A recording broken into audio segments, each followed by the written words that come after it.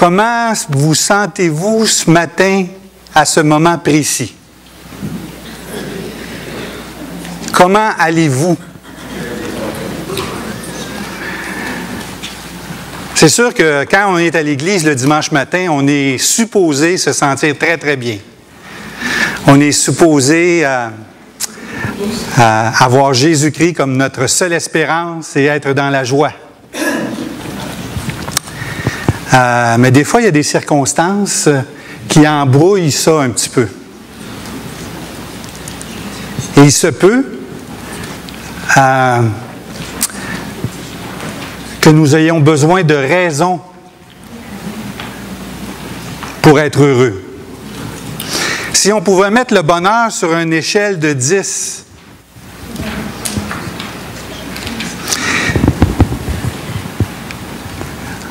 êtes-vous heureux?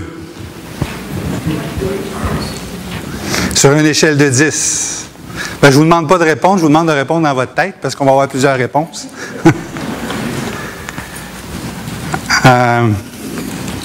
Quelle est votre perspective de l'avenir? Comment entrevoyez-vous l'avenir? Est-ce que vous l'entrevoyez d'une manière positive? L'avenir immédiat? L'avenir plus éloigné? Il fait beau aujourd'hui, hein? On va aller prendre une marche au soleil en terminant. Comment entrevoyez-vous l'avenir? C'est le genre de questions qu'un psychologue va nous poser pour essayer de déterminer notre degré d'espérance. Parce que le désespoir, c'est un symptôme. Ce n'est pas une cause. Quand on parle de dépression, souvent la dépression est causée par un trouble affectif ou du surmenage. Et ce que ça a pour résultat, je parlais justement avec Michel la semaine passée de ça, c'est que ce que ça a pour résultat quand on se surmène ou qu'on a un trouble affectif, qu'on perd un parent, ou perd un emploi ou qu'on a une relation amoureuse qui est brisée, il y a tout à coup une tristesse qui s'empare de nous et quelquefois même ça devient physique. On a mal aux cheveux, on a mal aux membres, on a envie de dormir tout le temps, on n'a pas de force, on est épuisé, on est fatigué, on regarde la télévision pendant des heures, même si elle est fermée.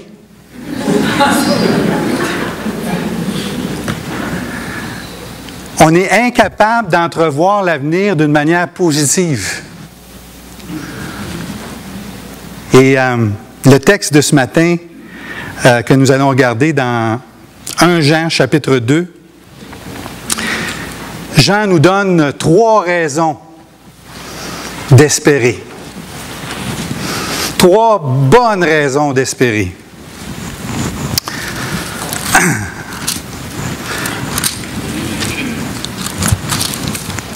Alors, je vais lire à partir du verset 27 pour nous aider au niveau du contexte.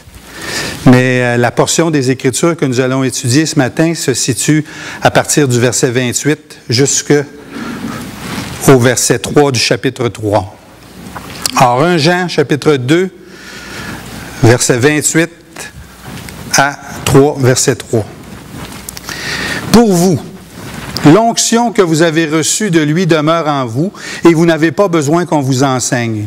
Mais comme son onction vous enseigne toute chose, qu'elle est véritable, qu'elle n'est point un mensonge, demeurez en lui selon les enseignements qu'elle vous a donnés. Et maintenant, petits enfants, demeurez en lui, afin que lorsqu'il paraîtra, nous ayons de l'assurance, et qu'à son avènement, nous n'ayons pas de la honte d'être éloignés de lui. Si vous savez qu'il est juste, reconnaissez que quiconque pratique la justice est né de lui. Voyez quel amour le Père nous a témoigné pour que nous soyons appelés enfants de Dieu. Et nous le sommes. Si le monde ne nous connaît pas, c'est qu'il ne l'a pas connu. Bien-aimés, nous sommes maintenant enfants de Dieu.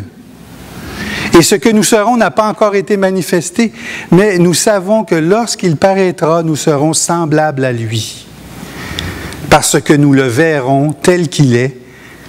Et quiconque a cette espérance en lui se purifie comme lui-même est pur.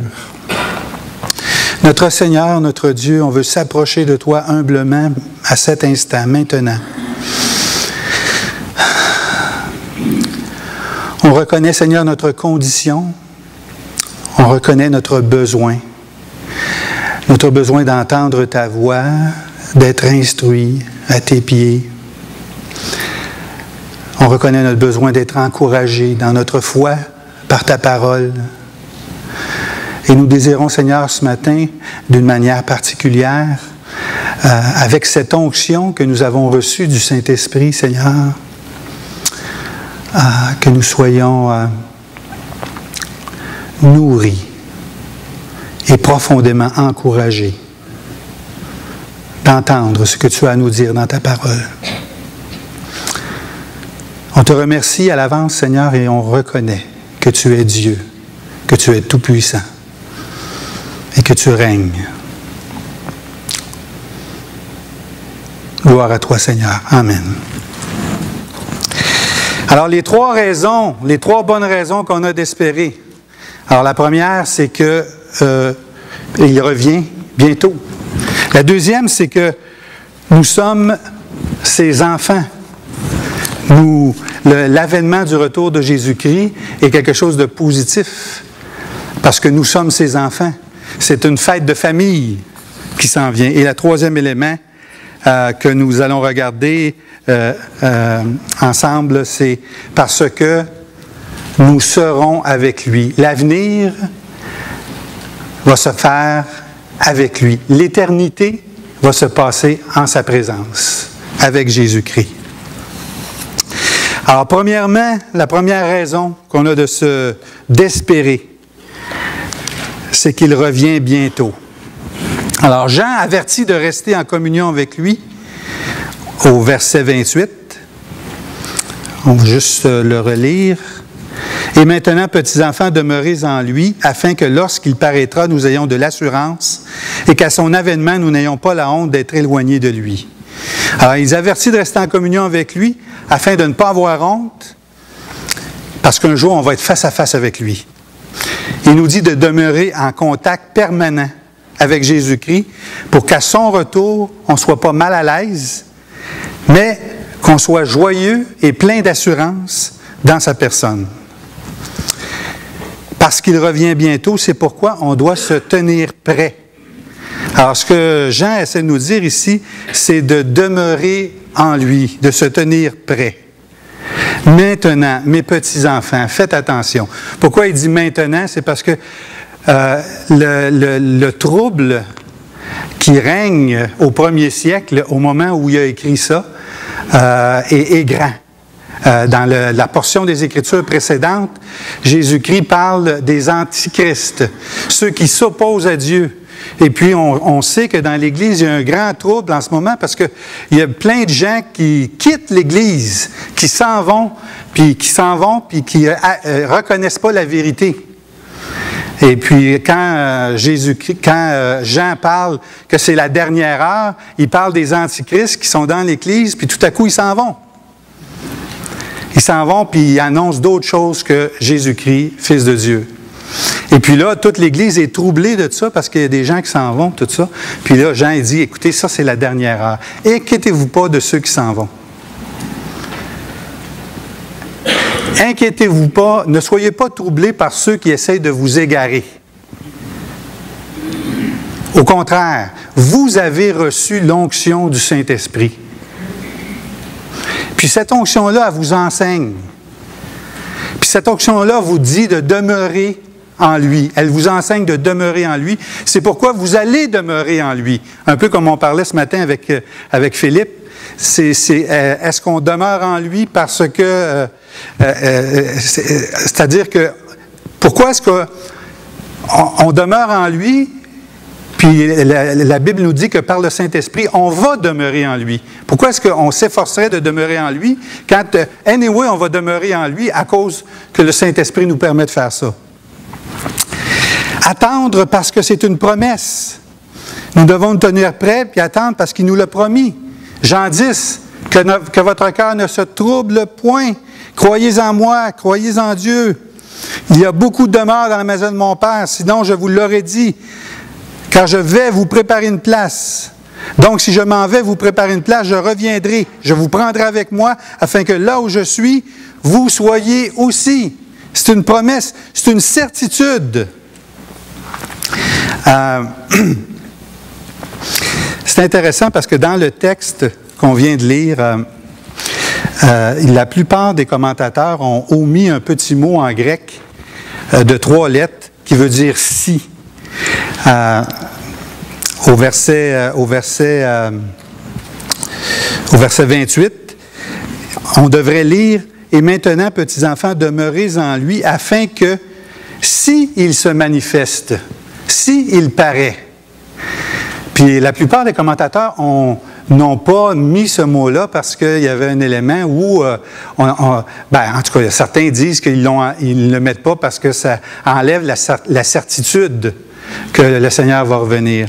Mais il faut comprendre que dans le temps où Jean a écrit ce texte-là, il y avait, vous vous rappelez quand Pierre a rencontré Jésus, puis qu'il a restauré sa relation avec le Seigneur après qu'il l'ait renié 3 fois.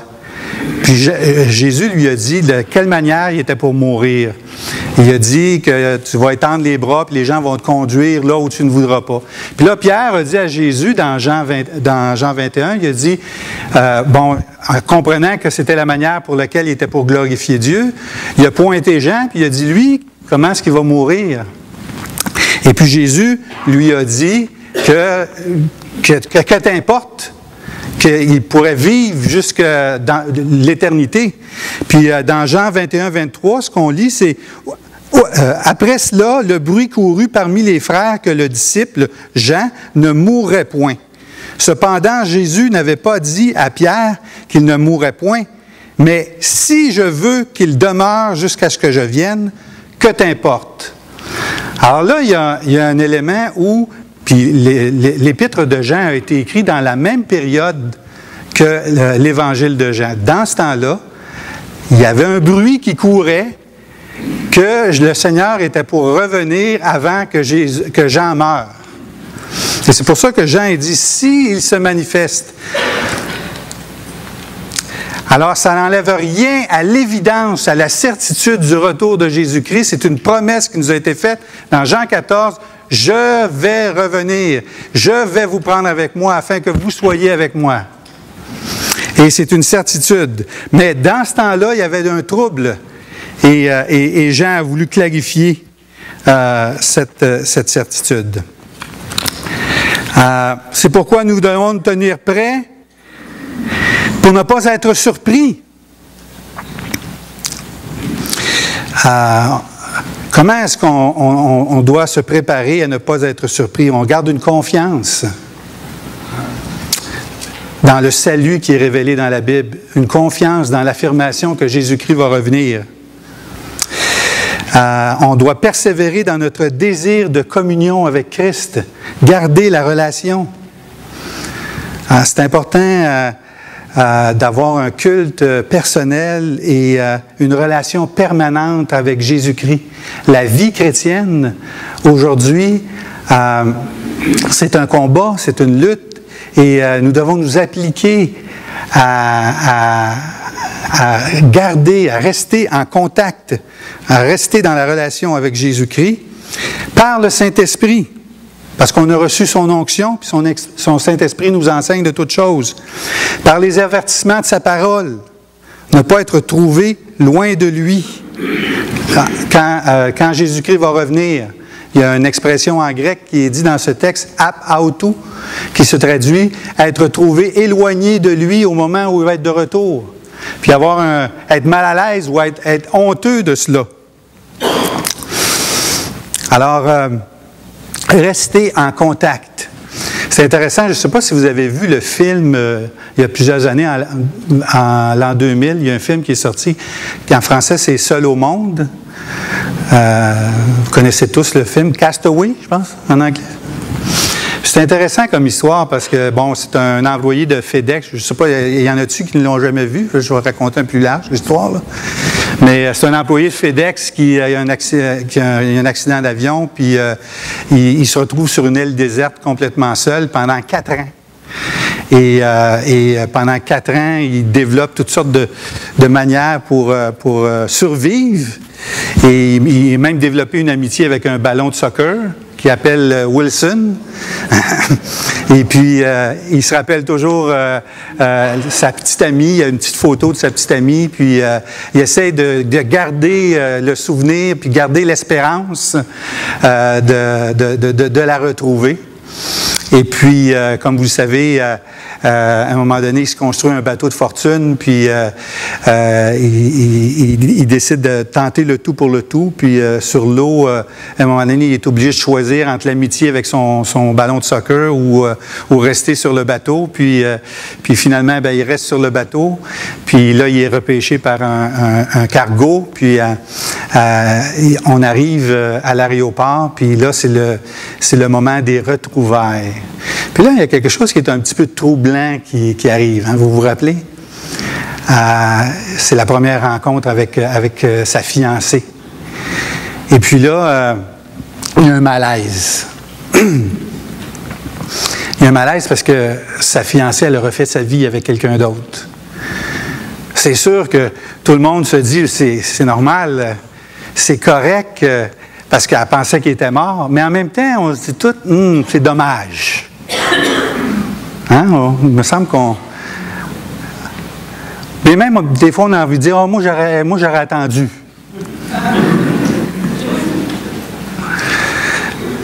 Vous entendrez, je pense que vous pensez comme moi. Hein?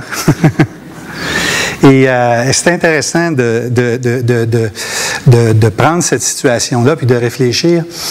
Qu'en est-il avec notre relation avec le Seigneur? Parce que nous, on le sait qu'il va revenir. Qu'en serait-il si cette jeune femme avait eu l'occasion, pour une raison ou une autre, d'avoir un contact, même s'il est lointain, avec son ami, sachant qu'il est vivant, qu'elle peut avoir une relation avec lui. Je ne sais pas, vous s'envoyer des lettres envoyées par les pigeons ou je ne sais pas, n'importe quoi. Une idée, un contact qui est maintenu avec la personne. Là, ça aurait été tout autre chose. C'est une autre affaire, là. Et c'est notre situation avec le Seigneur Jésus-Christ. On est en attente de quelque chose qui est sûr qui va arriver bientôt. Et on peut développer cette relation avec lui maintenant. Et on doit le faire. Deuxièmement,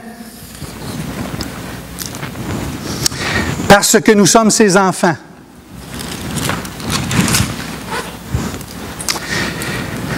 La deuxième raison d'espérer, c'est que nous sommes ses enfants. Au verset 29, « Si vous savez qu'il est juste, reconnaissez que quiconque pratique la justice est né de lui. » C'est intéressant, ça.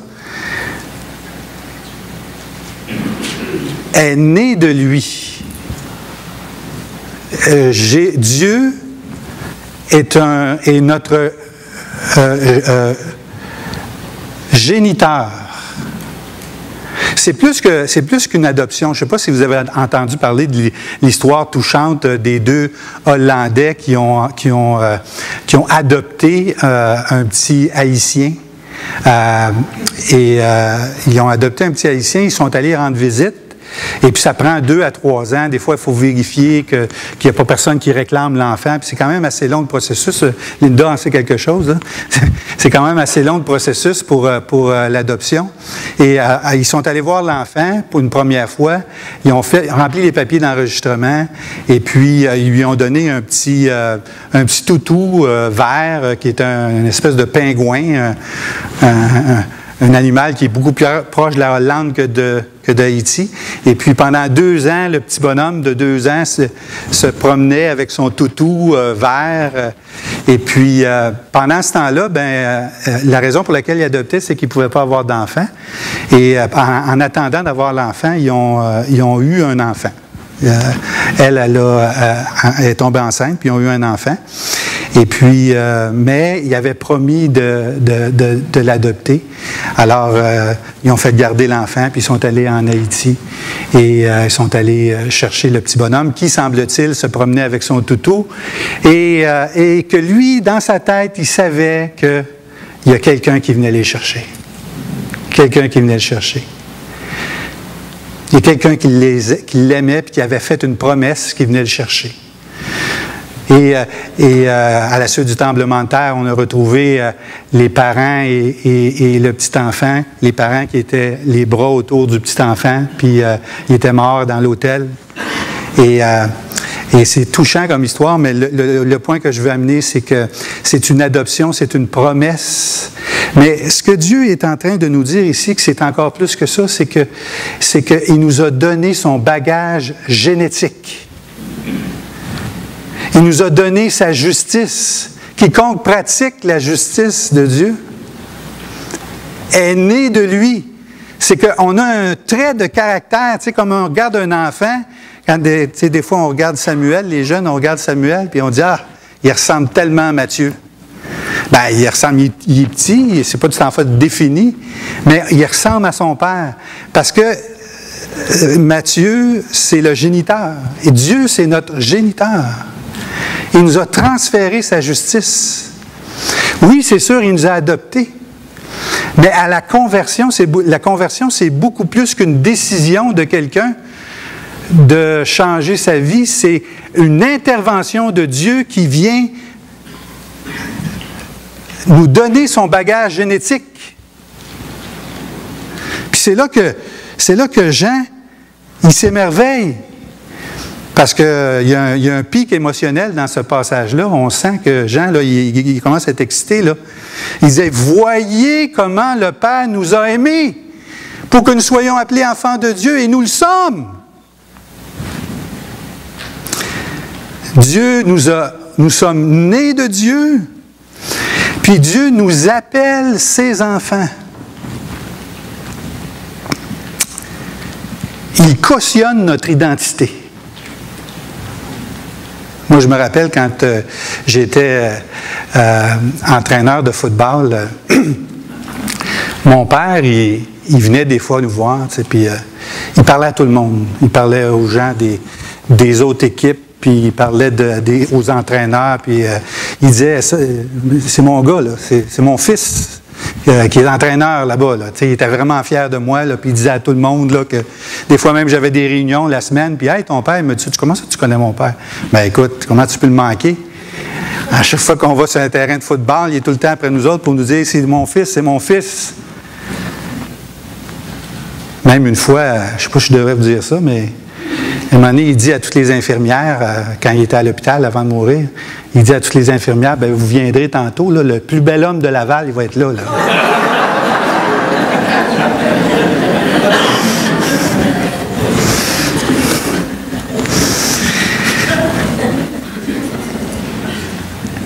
Il nous appelle ses enfants. Plus que ça, il nous donne son affection.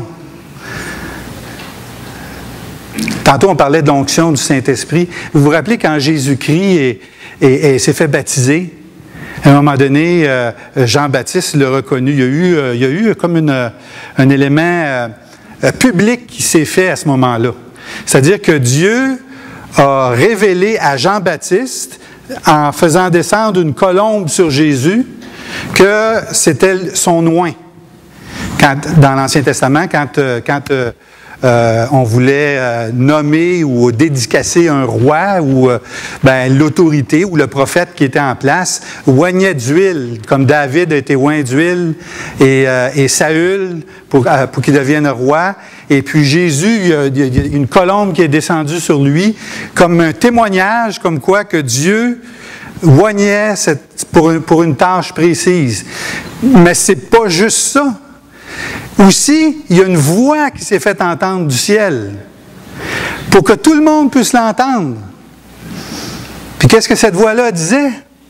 « Voici mon fils, bien-aimé. » Juste pour en rajouter un petit peu plus, « en qui j'ai mis toute mon affection. » C'est important, l'affection d'un père, hein? Cette semaine, je parlais avec une dame qui revenait d'aller visiter sa fille à l'hôpital. Ça fait 2 mois qu'elle est à l'hôpital. Et puis, elle me disait que c'est l'affection d'un père, la carence affective au niveau du père, qui a fait en sorte que cette jeune fille avait une profonde dépression, un désespoir. Son père l'avait abandonné quand elle avait l'âge de 7 ans. Et puis, il est revenu il y a quelques années. Et puis, après avoir entretenu une certaine relation avec la fille, avec sa jeune fille, il y a eu comme un conflit, puis il est parti, puis il ne veut plus la voir.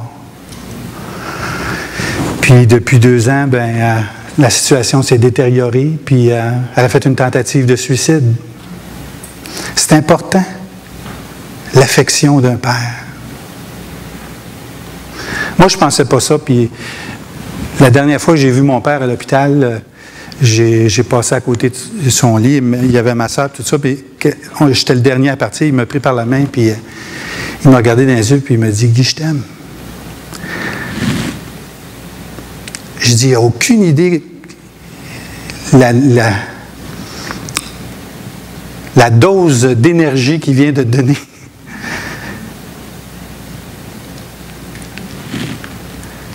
Dieu le Père nous aime et nous appelle ses enfants. Il nous déclare son affection. Il nous prouve son amour. Il y a quelque chose d'extraordinaire là-dedans parce que, tu sais, comme Dieu fait une déclaration publique de son amour pour Jésus-Christ, son Fils, il fait une déclaration publique de son amour pour nous au travers de sa parole. Et non pas public au travers de tous les gens de notre existence, mais de tous les gens de tous les âges. Nous sommes nés de Dieu. C'est une déclaration à Moïse, à Abraham, que nous sommes ses enfants. Nous allons être reconnus parce que Dieu a fait une déclaration au travers de sa parole à l'univers entier que nous sommes ses enfants. Et que dans le dernier temps, au jugement dernier, nous allons être reconnus comme étant ses enfants. Notre nom est inscrit dans le livre de vie. Ça, c'est une bonne raison d'espérer, n'est-ce pas? Finalement, la 3e raison d'espérer, c'est parce que nous serons avec lui.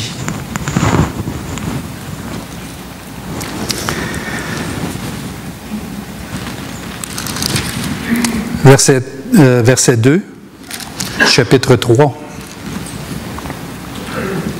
Bien-aimés, nous sommes maintenant enfants de Dieu et ce que nous serons n'a pas encore été manifesté, mais nous savons que lorsqu'il paraîtra, nous serons semblables à lui, parce que nous le verrons tel qu'il est. Alors ça nous parle de notre condition présente, premièrement. Il vient nous prendre où nous sommes. Comme on vient de voir, nous sommes ses enfants. Maintenant,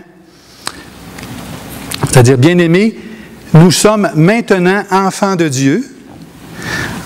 Nous sommes Dieu nous laisse dans un monde qui est bien souvent hostile à lui et hostile à nous aussi par le fait même, puisque nous sommes ses enfants.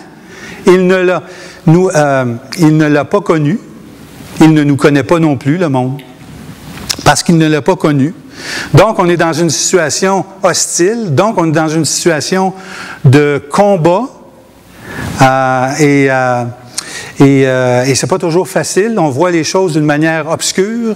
Des fois, on a des chutes et on est désespéré, mais on est enfant de Dieu et Dieu vient nous prendre là où nous sommes.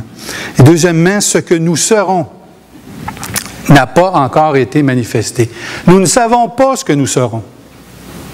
Alors, c'est sûr qu'on peut avoir une petite idée, on peut s'efforcer d'essayer d'imaginer, mais fondamentalement, ce que l'apôtre est en train de dire, c'est qu'on ne le sait pas.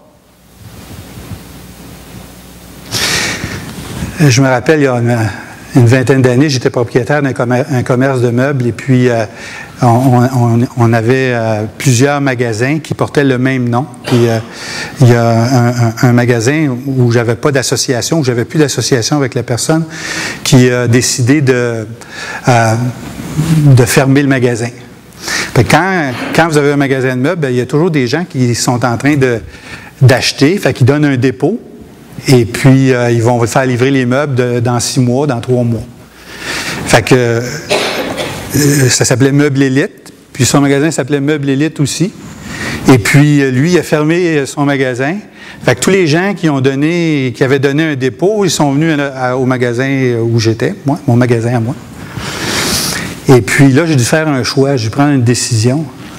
Même si légalement, je n'étais pas obligé de le faire, mais ces gens-là venaient et là, j'ai appelé la protection du consommateur, puis je leur ai dit que j'étais pour respecter tous les contrats qui étaient en route.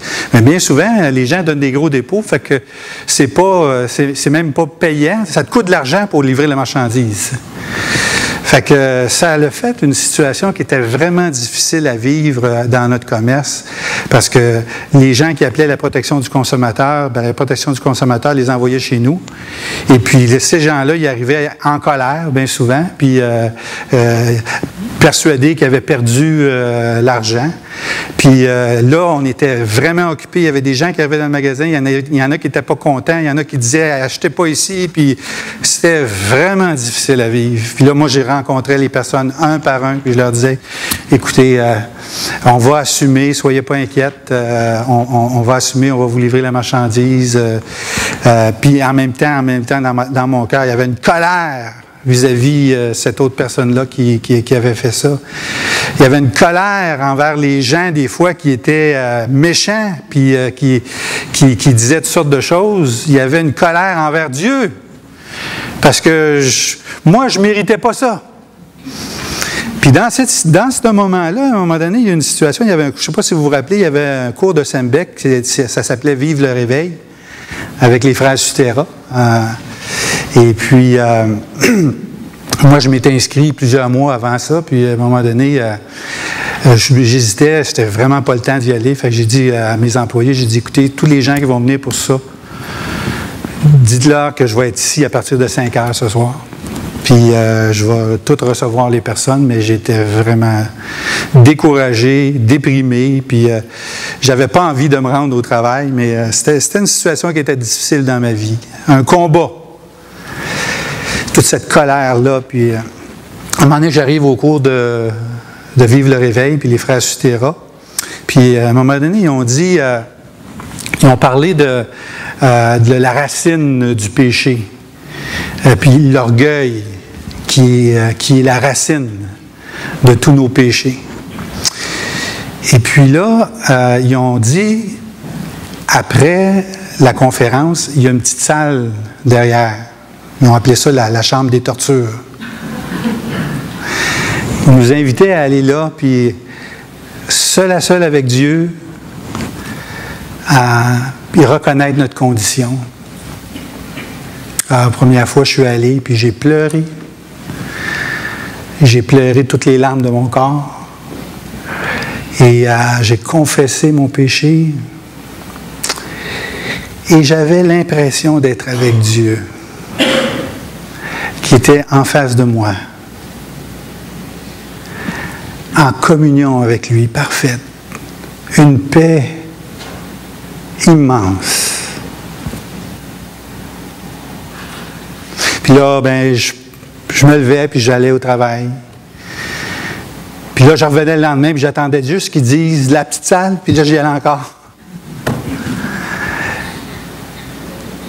Parce que je voulais être avec lui. Parce que le bonheur, c'est d'être avec lui.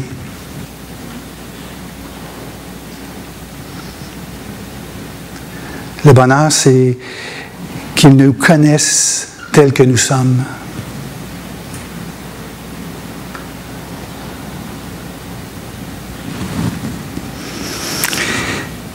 Je pense que je sais un petit peu ce que c'est, le ciel. Mais Jean dit, tu n'en as aucune idée. Tu ne le sais même pas. On ne le sait pas. Mais on peut s'imaginer que c'est glorieux, que c'est quelque chose de magnifique, de merveilleux. Pourquoi? Parce que nous serons avec lui. Puis pire encore, plus encore, nous serons comme lui. Ce que nous devrions faire maintenant, c'est d'être remplis d'espérance. Remplis d'espérance, pas en n'importe quoi, pas à des activités, pas à des projets, remplis d'espérance dans le retour de Jésus-Christ. Que notre vie soit centrée sur Jésus-Christ. Que notre Église soit centrée sur la personne de Jésus-Christ. Que notre espérance soit d'être avec lui. Puis cette espérance-là, ce qu'il nous dit au verset 3, elle nous rend purs, elle nous purifie, elle nous garde, elle nous permet de demeurer en lui. Parce que notre attention n'est pas ailleurs que d'espérer être en lui. Ça ne veut pas dire de ne pas faire de projet, de ne pas rien organiser pour l'avenir. Ça veut juste dire de tout organiser dans la perspective de son retour. Jean vient de nous donner 3 bonnes raisons d'espérer.